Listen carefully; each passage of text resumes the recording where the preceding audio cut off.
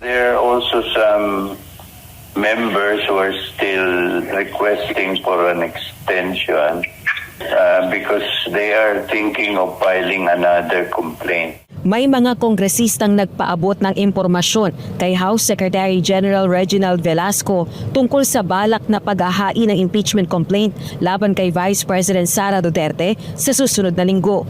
Kung sakaling matuloy, ito na ang ika-4 na reklamo laban sa pangalawang Pangulong ibig mapatalsik sa pwesto, kaugnay ng paggastos nito ng confidential funds. Ayon kay Velasco, nasa tanggapan niya pa ang mga naunang reklamo at kasalukuyang pinag-aaralan ng kanilang legal department bago i-transmit sa opisina ni House Speaker Martin Romualdez. Sa Lunes, January 6, umano niya matatanggap ang ulat ng legal department kaugnay ng impeachment complaints. Tumanggi naman si Velasco na edetalye kung sinong mga kongresista ang mag-e-endorse ng ika-4 na impeachment complaint.